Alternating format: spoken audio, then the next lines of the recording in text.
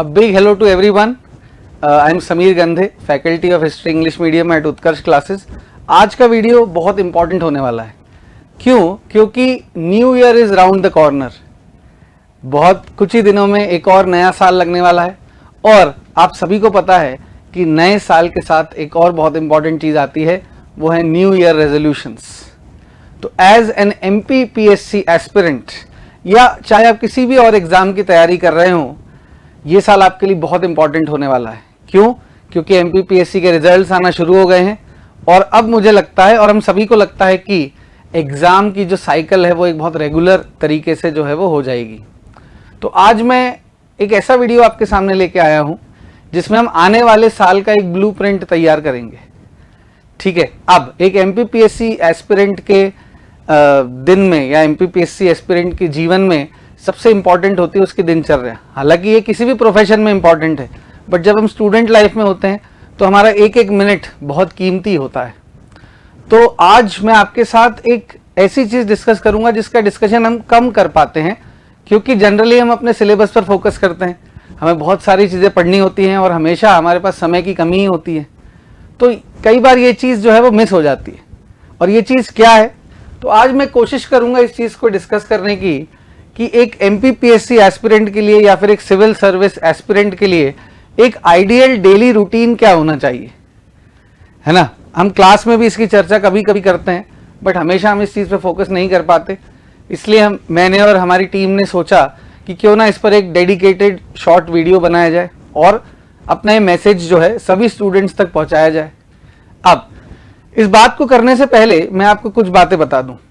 पहली बात तो, अगर जितने भी अलग अलग लोग हैं सबके जीवन जीने का तरीका अलग अलग होता है, तो जो हम यहाँ टाइम टेबल डिस्कस करेंगे ज़रूरी नहीं है कि वो सभी के लिए सूटेबल हो।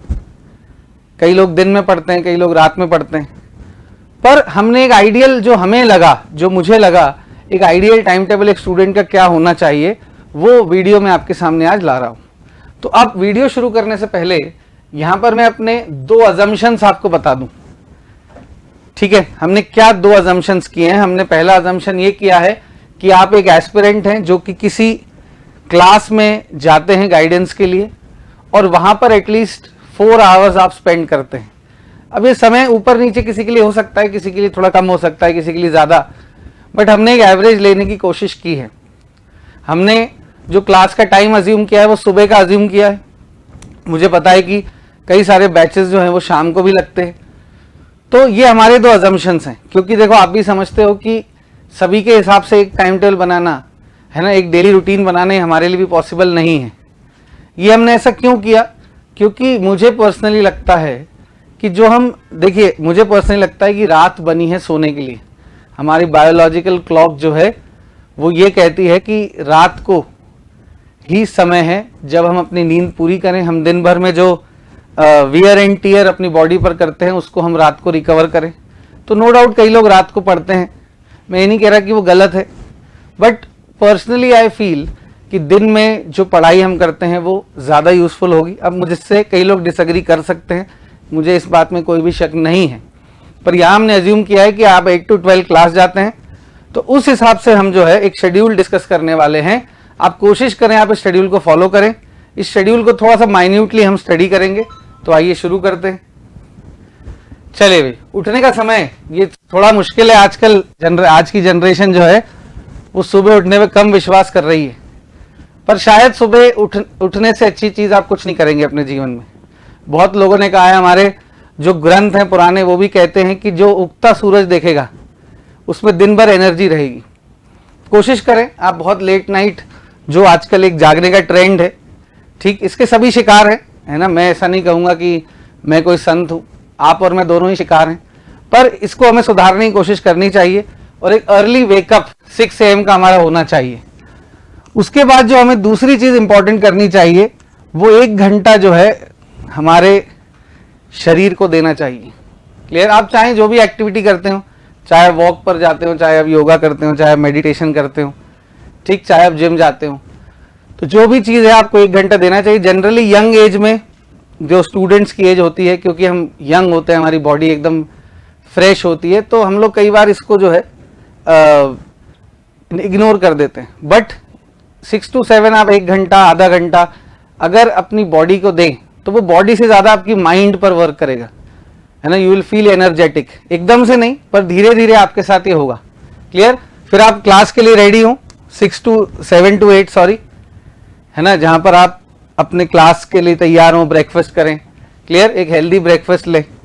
फिर 8 to 12 जो है होगी आपकी क्लास, ये हमने अज्यूम किया है, 1 घंटा ऊपर नीचे किसी का हो सकता है, बट 8 to 12 हमने अज्यूम किया है कि आप क्लास जाएंगे। क्लियर। उसके बाद क्लास से आने के बाद 1 घंटा आप अपने लंच को एंजॉय करेंगे और थोड़ा सा रिलैक्स करेंगे। क्लियर। रिलैक्सेशन का टाइम और भी है, देखिए 1 to 3 आप इजीली थोड़ी एक छोटी सी नैप ले सकते हैं, थोड़ा सा रिलैक्स कर सकते हैं, किसी से बात कर सकते हैं। ठीक है, एक हाथ कोई सीजन नेटफ्लिक्स का एक एपिसोड देख सकते हैं। देखिए एमपीपीएससी या किसी भी एग्जाम की तैयारी ये नहीं है कि आप 16-16 घंटे पढ़े। जो लोग आपसे कहते हैं ऐसा, वो शायद झूठ बोल रहे हैं। अगर करते भी हैं तो ज़्यादा समय तक उसको सस्टेन नहीं कर सकते, और ना ही हमें 12-16 घंटे पढ़ने की ज़रूरत होती है। क्लियर। तो आप आराम से रिलैक्स करें 3 बजे तक। हाँ, फिर एक बहुत इंपॉर्टेंट काम है जो कि एटलीस्ट 2 आवर्स आप करें, 3 PM to 5 PM, वो है आपकी क्लास में जो भी उस दिन हुआ। मैं हमेशा अपने स्टूडेंट से क्लास में भी बोलता हूं कि जो आपने उस दिन पढ़ा, जो आपके टीचर ने पढ़ाया, जो नोट्स लिखवाए या जो आपको नोट्स आपको मिले, 2 घंटा दें आप उसको रिवाइज करने में। ये बहुत बहुत इंपॉर्टेंट है। मुझे लगता है ये वो चाबी है जिससे एमपीपीएससी के एग्जाम को क्रैक किया जाता है। जिस दिन आपने जो चीज पढ़ी क्लास में, आपको थोड़ी सी समझ में आई, पर फिर उसी दिन अगर आपने उसको रिवाइज कर लिया, थोड़ा सा और उसके ऊपर एनालिसिस कर लिया, तो वो चीज ऑलमोस्ट डन है आपके दिमाग में, वो क्लियर हो चुकी है। जब आप रिवाइज करेंगे एक और बार फिर से, तो आपको चीजें क्रिस्टल क्लियर होंगी, एग्जाम में आप गलती नहीं करेंगे जो सिली मिस्टेक्स होती हैं लैक ऑफ रिवीजन की वजह से।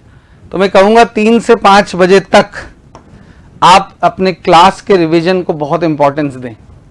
क्लियर। उसके बाद आप 1 घंटे का ब्रेक लें।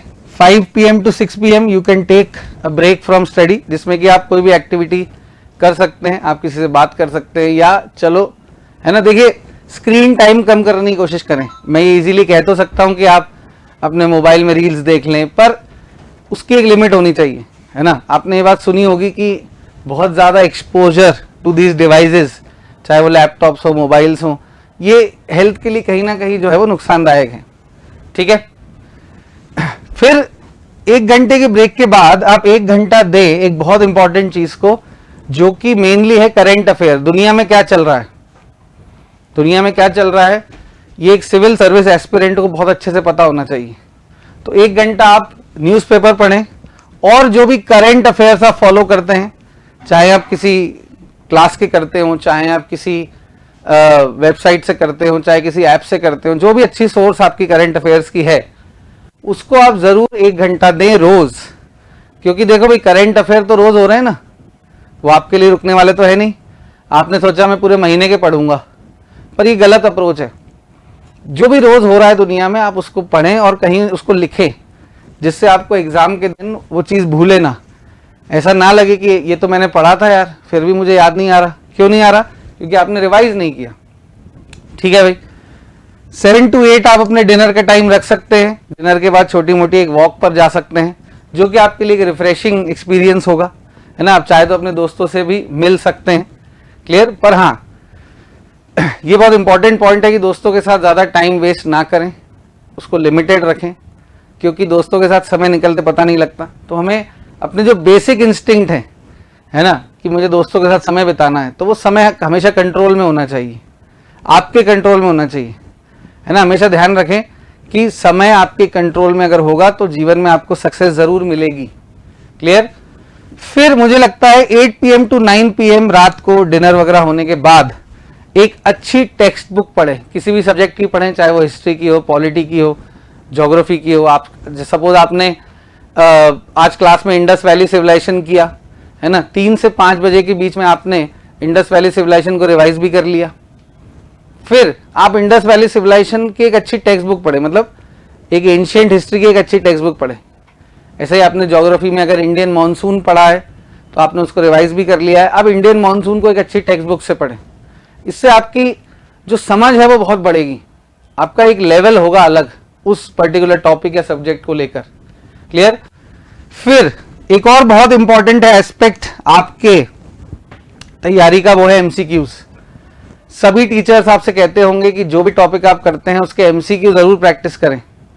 प्रीलिम्स में शायद कभी ना कभी बहुत बार ऐसा होता है कि यही प्रैक्टिस किए हुए एमसीक्यू वैसे के वैसे एग्जाम में आ जाते हैं। तो मैं आपको स्ट्रांगली एडवाइस करूंगा कि आप 9 PM to 10 PM जो भी टॉपिक आपके चल रहे हैं उसके एमसीक्यूज के प्रैक्टिस को समय दें, या फिर मेंस इसको आप ऑल्टरनेट कर सकते हैं आंसर राइटिंग के साथ, क्योंकि अल्टीमेटली हमें देना तो मेंस ही है, उसी से हमारा फाइनल सिलेक्शन होगा। तो आप अगर चाहें तो इसको ऑल्टरनेटिवली कर सकते हैं, एक दिन एमसीक्यू की प्रैक्टिस और एक दिन आंसर राइटिंग की प्रैक्टिस। क्लियर?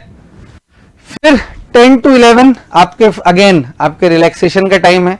आपको अच्छी जो भी आपको शौक हो, आपको कोई नॉवल पढ़ने का शौक है, आपको कुछ आर्टिकल्स पढ़ने का शौक है, चाहे तो आप किसी से बात कर लें, चाहे तो कुछ छोटा मोटा एक एपिसोड देख लें, तो ये दिन खत्म करने से पहले मुझे लगता है कि दिन हमारा एकदम पढ़ने पर ही खत्म नहीं होना चाहिए, 1 घंटे का रिलैक्सेशन हमें होना चाहिए। और फाइनली आदत डालें कि आप 11 बजे तक सो जाएं। ठीक है? देखिए, ये कहना आसान है, आजकल किसी को 11 बजे सोने की आदत नहीं है। कई लोग तो आजकल 11 बजे के बाद सोचना शुरू करते हैं कि अब सोना कब है ना, उसमें वो 2-3 बजा देते हैं फाइनली सोते सोते। पर आप ऐसा ना करें, ये आदत डालें कि आप 11 बजे सो जाएं। भले ही आप किसी भी टाइम क्लास जाते हो, शाम को जाते हो या सुबह जाते हो, आप आदत डालें कि 11 साढ़े 11 बजे के आसपास आपका दिन खत्म हो जाए और आप अगले दिन के लिए वापस से एक्साइटेड हो। क्योंकि देखो, मैंने बहुत बार क्लास में देखा है कि सुबह बच्चे 8 बजे आते हैं, बच्चों को नींद आ रही होती है, जो कि देखो सब एक समय स्टूडेंट्स थे, ये गलतियां ऐसा नहीं कि हमने कभी नहीं की, ठीक। पर मैं एडवाइस करता हूं सबको कि रात की नींद अगर आपकी अच्छी नहीं तो आपका अगला दिन कभी रिफ्रेशिंग नहीं हो सकता। आप 8 बजे क्लास में आके अगर आपको नींद आ रही होगी तो टीचर क्या समझा रहा है आपको कभी समझ में नहीं आएगा, आप हमेशा नींद में ही रहेंगे, हो सकता है कोई टीचर आपको डांट भी दे, ठीक।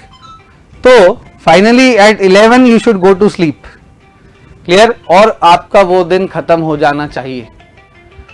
तो ये देखो एक आइडियल हम कह सकते हैं, मैं ये नहीं कहता कि 100% सब पर एप्लीकेबल होगा, but it should be applicable to many of the people, clear. तो आप अपने समय के हिसाब से इसको थोड़ा मॉडिफाई कर सकते हैं। पर मैं एक और चीज कहना चाहूंगा, ये जो आप रूटीन फॉलो करते हैं इससे एटलीस्ट हफ्ते में एक दिन इससे ब्रेक लें।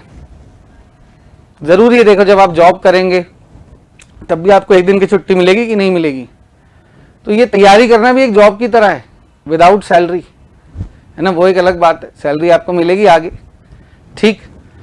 पर जैसे जॉब के बाद आप एक दिन छुट्टी लेते हैं अपने शेड्यूल से, वैसे इस पढ़ाई के शेड्यूल से भी हफ्ते में एक दिन छुट्टी लें। उस दिन कम पढ़ें, ऐसा नहीं कि बिल्कुल नहीं सब भूल जाएं, कम पढ़ें, कुछ थोड़ा और ज़्यादा टाइम एंजॉय करें अपने दोस्तों के साथ, है ना। देखिए नो डाउट एमपीपीएससी की प्रिपरेशन चैलेंजिंग है, किसी भी सिविल सर्विसेज की प्रिपरेशन चैलेंजिंग है, बट ये टॉर्चरस नहीं होनी चाहिए।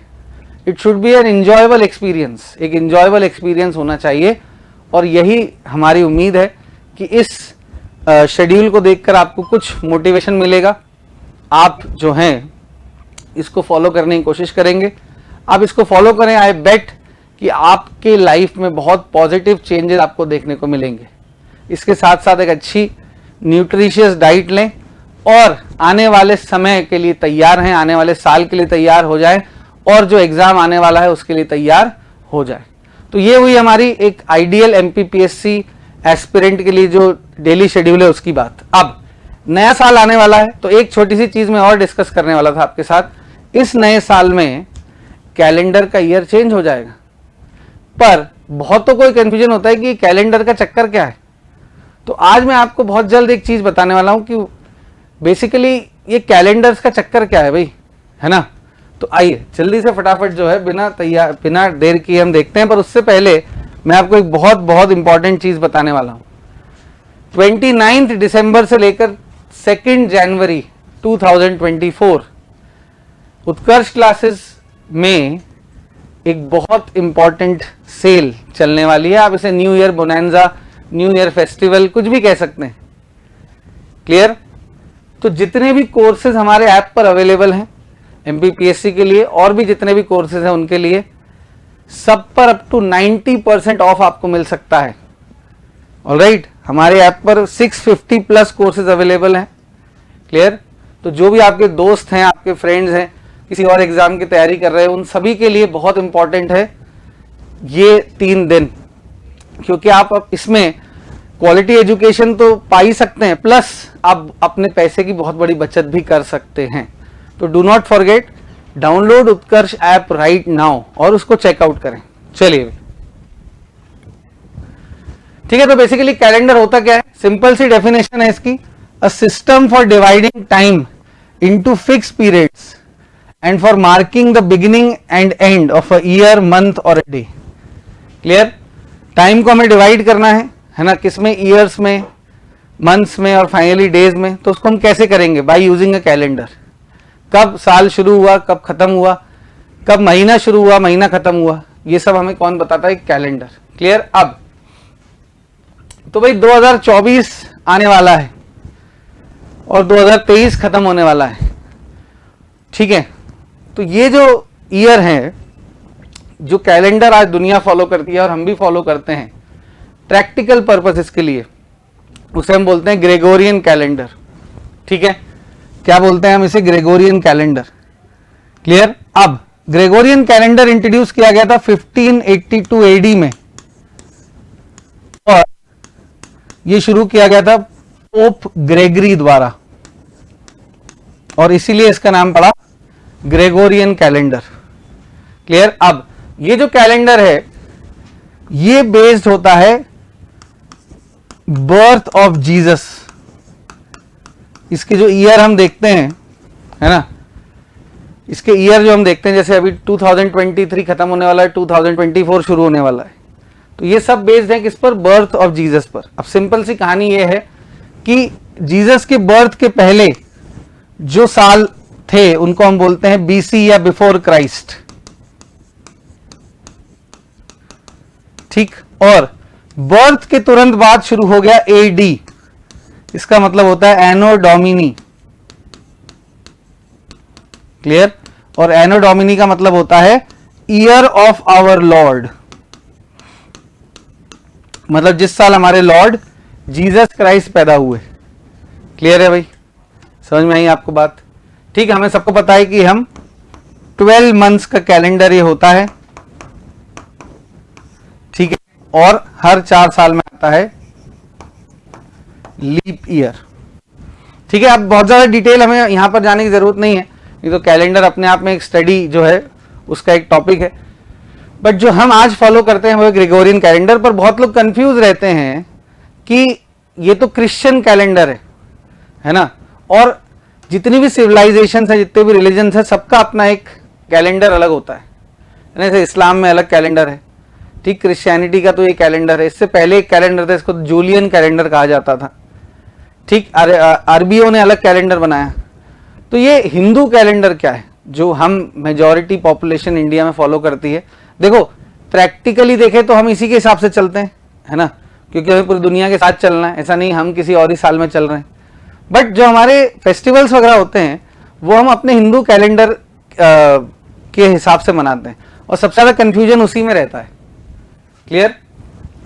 तो भाई देखो, हिंदू कैलेंडर एक बहुत बड़ी चीज है ना, like everything else in Hinduism it is a complicated thing.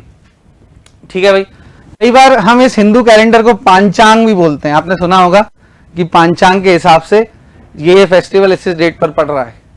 ठीक है, अब जो हिंदू कैलेंडर है it is luni solar. Luni solar का मतलब ये होता है कि हम इसमें समय को बांटने के लिए सन और मून दोनों के मूवमेंट को फॉलो करते हैं, है ना। कोई लूनर कैलेंडर होता है, कोई सोलर कैलेंडर होता है, पर हिंदू कैलेंडर लूनी सोलर है, मतलब जो है हम इसमें दोनों के मूवमेंट को इस्तेमाल करते हैं। क्लियर? अब हिंदू कैलेंडर एक्चुअली सही बताऊं तो कोई एक कैलेंडर नहीं है, इसमें कई सारे वेरिएशंस हैं। It has 30 regional variations. Clear है? अब आपने एक और चीज सुनी होगी, कई बार आपने सुना होगा विक्रम संवत, कई बार सुना होगा शक संवत। तो ये दोनों कैलेंडर ही हैं। अब इसको हम हिंदू कैलेंडर के सब कैलेंडर मान सकते हैं। ये दोनों हिंदू कैलेंडर ही हैं, पर ये दो है अलग अलग हिसाब से चलते हैं। ठीक है, विक्रम संवत जो कि शुरू हुआ था 57 BC में, ये जनरली नॉर्थ इंडियंस फॉलो करते हैं। और शक संवत जो कि शुरू हुआ था 78 AD में, अगर हम ग्रेगोरियन कैलेंडर के इस हिसाब से उसे कंपेयर करें तो जनरली साउथ इंडियंस इसे फॉलो करते हैं। दोनों में महीने सेम ही होते हैं। आपको पता होगा कि हमारे हिंदू कैलेंडर में भी महीने हैं, 12 महीने हैं। ठीक है, पर इन दोनों में न्यू ईयर अलग अलग डेट पर स्टार्ट होता है ना। विक्रम संवत में अलग डेट पर न्यू ईयर स्टार्ट होता है और शक संवत में अलग डेट पर न्यू ईयर शुरू होता है। ठीक है, जनरली विक्रम संवत में नया साल शुरू होता है दिवाली के आसपास, है ना। कब शुरू होता है? दिवाली के आसपास। और शक संवत में मार्च 22 को शुरू होता है, जब होती है spring equinox. Equinox I hope आपको पता हो, जब जो length of day and night है वो सेम होती है। क्लियर? ये आपको बात समझ में आई कि नहीं? हमारी जो गवर्नमेंट ऑफ इंडिया है ना, जो गवर्नमेंट ऑफ इंडिया है, it recognizes the Saka calendar, Saka calendar as an official calendar. ठीक, तो आई होप आपको ये बात समझ में आई होगी, क्योंकि नया साल आने वाला है, कैलेंडर में ईयर चेंज होने वाला है। तो थोड़ा सा कंफ्यूजन जो आपको हिंदू कैलेंडर को लेकर था वो थोड़ा सा दूर हुआ होगा। तो इसी के साथ मैं आपको विश करना चाहूँगा a very very happy new year. और मैं कहना चाहूँगा कि आने वाला जो साल है वो आपके लिए बहुत अच्छा हो, आपका सिलेक्शन हो, आप जो सपना लेके आए हैं ऑफिसर बनने का वो पूरा हो। With this I say goodbye, thank you very much.